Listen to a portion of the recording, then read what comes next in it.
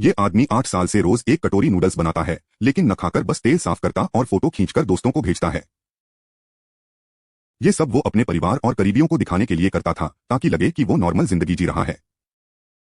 8 साल में उसने 8 लड़कियों को मार डाला है और हर बार पुलिस से बच निकलता है। आज रात नेहा ऑफिस से थकी थी और बस में सो जाती है। जब वो स्टेशन पर उतरती है तो उसका मोबाइल नीचे गिर जाता है, जिसे उस आदमी ने उठा लिया और स्क्रीन पर नेहा की प्यारी फोटो देखकर उसे इसमें दिलचस्पी हो जाती है।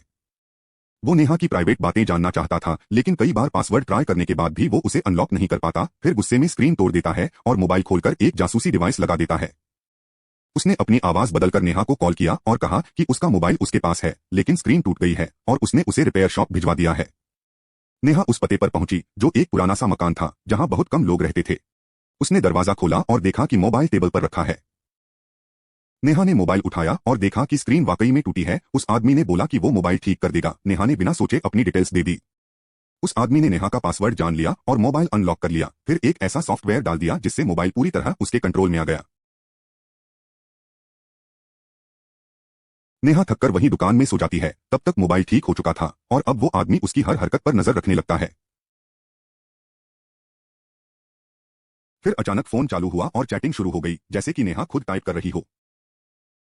यहां तक कि फोन का कैमरा भी उस आदमी के कंट्रोल में था और धीरे धीरे उसे नेहा के खाने पीने की आदतें भी पता चल गईं। उसे नेहा के शौक और लाइफस्टाइल तक की जानकारी मिल गई और जब नेहा ऑफिस जाती थी तो वो चुपके से उसके घर में घुस जाता और सब नोट करता। अब उसका अगला शिकार बनने वाली थी नेहा। उसने अपनी डायरी में लिखा कि नेहा उसका नौवां टारगेट है। फिर वो नेहा के ऑफिस पहुंचा और उसकी फेवरेट दूध वाली चाय पी। उसने वही गेम खेलना शुरू कर दिया जो नेहा को पसंद था और धीरे धीरे नेहा का ध्यान अपनी ओर खींच लिया। जल्दी ही दोनों ने बात करना शुरू कर दिया। नेहा को लगा जैसे उसे प्यार मिल गया हो, लेकिन उसके पापा को शक हुआ। उन्होंने देखा कि वो आदमी सही नहीं है और नेहा को उससे दूर रहने को कहा। लेकिन नेहा ने पापा की बात नहीं मानी, उनसे झगड़ने लगी और उस आदमी ने उनकी ये बातचीत भी रिकॉर्ड कर ली।